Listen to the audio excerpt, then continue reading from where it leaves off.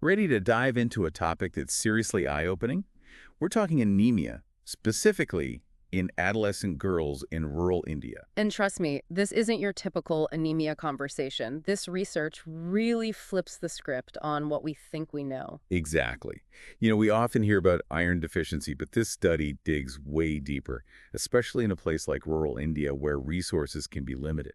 And it's crucial we talk about this because globally, almost 25% of people are anemic. And sadly, young women are hit the hardest. Yeah, it's almost like this silent epidemic. And Mm. what's scary is how it affects future generations, too. That's why this study, the one done in Dharwad district of Karnataka, India, that really caught my eye. Right, because they zeroed in on girls 13 to 16 years old, such a pivotal time in a young woman's life. Totally. So give us the rundown. What did they find? Okay, so get this. Almost half, a whopping 47.4% of the girls in this study had anemia. Wow, 47%. That's like almost 1 in 2 teenagers. Yeah. Were there different levels of severity within that number? Yeah, good point. About 40% were mild cases, 6.5% moderate, and thankfully only a tiny fraction, like 0.9%, were severe. But here's the kicker. They didn't find any link between how old a girl was and her chances of having anemia. Huh, that's unexpected. You'd think as girls get older, their diets change, their needs change, something would shift. Right, you'd assume so. But this finding just goes to show how crucial this period of a girl's life is, and how other factors, maybe even more than age, are playing a huge role. Okay, so it's clearly not as simple as just age. The study also looked at socioeconomic factors, didn't it? Exactly. They use something called the BG Prasad scale, which sounds complicated, but it's basically a way to measure a family's economic well-being. So, like, are they struggling to put food on the table every day, or are they comfortably well off? Exactly. Think of it as a range. Class 2 is the lowest, meaning families are really struggling.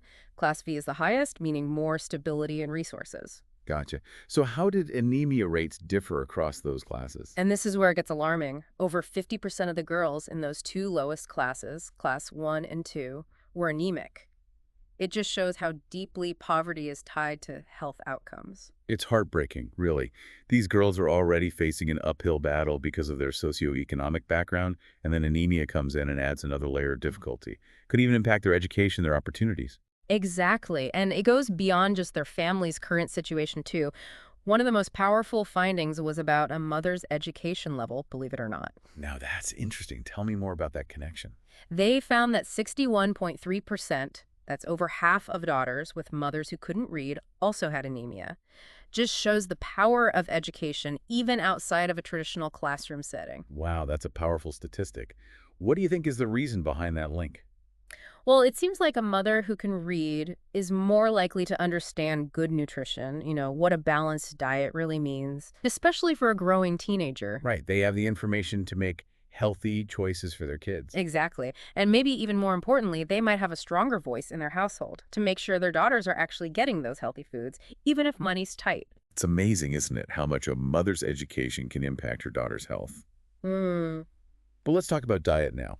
What about the whole vegetarianism thing? Did the study look at that? They did, and this is where it gets really interesting. See, there's this common idea out there that, oh, vegetarianism equals less iron, right? So higher risk of anemia. Yeah, I can see how people would think that. Totally. But here's the thing, this study actually found the opposite. Like, way more of the vegetarian girls had anemia. It was 57.5% compared to, let me see, about 35.8% of the non-vegetarian girls. Wait, seriously, that's almost backwards. How is that even possible? So it all comes back to what they're actually eating within those categories. It wasn't just, are you vegetarian or not? It was about the quality of the food. For example, they found that if a girl didn't eat much meat or eggs, that was a big red flag for anemia. Didn't matter if she was vegetarian overall or not. So it's more about getting enough iron from different sources, not just like meat equals iron, end of story. Exactly. And I think this really highlights why we need solutions that make sense for the culture. It's not about forcing meat on anyone. It's about figuring out how to get enough iron from a variety of foods in a way that works for them. That makes a lot of sense. Before we go any further, I want to bring this home for our listeners. We've thrown around anemia a lot, but what does it actually feel like for these girls? What are their symptoms? Oh, that's so important. Because it's not just a number on a lab test, right? It really affects you. The study found that more than half of the girls, like 54.8%, they had regular headaches. And honestly, who hasn't had to deal with a headache that just won't quit? True, headaches are something we can all relate to. Exactly. And it wasn't just headaches either. Fatigue, trouble concentrating, even heart palpitations were really common for the girls with anemia. I didn't even realize heart palpitations were linked to anemia until I read this study. It's crazy. It makes sense, though, when you think about it. When your body's low on iron, your heart has to work harder to pump that oxygen-rich blood everywhere, so you get that racing heart feeling. That makes a lot of sense. So we've talked about the symptoms, but paint the bigger picture for us. Why does it matter so much that these young women are anemic?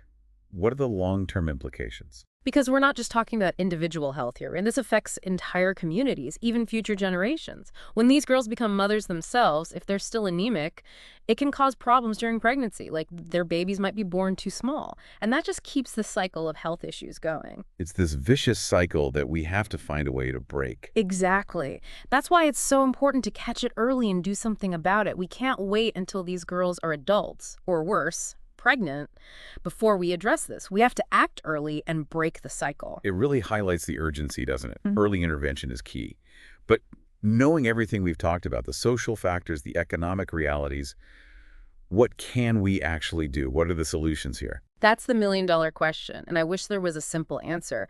But like we've been saying, anemia, it's not a standalone problem. It's tangled up with so much else. So any solution has to go beyond just the surface level. So no magic bullet, huh? Yeah. It's not as easy as just, like, giving everyone iron supplements and calling it a day. Right, exactly. Supplements are important, don't get me wrong, especially for those severe cases. And deworming programs too, but those are just Band-Aids, you know? We have to think bigger picture here. We need to empower women through education. I'm glad you brought that up. Because the study really showed how much of a difference a mother's education can make for her daughter's health. Absolutely. When mothers understand about nutrition, about taking care of themselves, they make healthier choices for their families. It's a ripple effect. And of course, we can't forget about access to food. Good food, affordable food, that has to be part of the solution too. Yeah, absolutely. What would that look like in practice, though? Well, there are a lot of possibilities. Things like community gardens, where people can grow fresh produce. Or nutrition programs that really work within the culture instead of just being like, here's what you should be eating in a way that doesn't fit. It's about working with communities, not imposing solutions from the outside. Exactly. This has been such a fascinating look at anemia in rural India. But I feel like these issues, they're relevant way beyond just this one study, wouldn't you say? 100%. We focused on rural India, yeah. Yeah. But honestly, health disparities, they exist everywhere. Even in richer countries, you have people struggling to access healthy food, healthcare, even good information. It reminds you that health isn't just about personal choices, It's connected to all these bigger systems. Absolutely. And that's something for all of us to think about wherever we live, whatever our health is like. What are those bigger systems in our communities? What can we do, even in a small way, to change them for the better? Now, that is a powerful thought to leave our listeners with today. Thank you so much for taking us on this deep dive.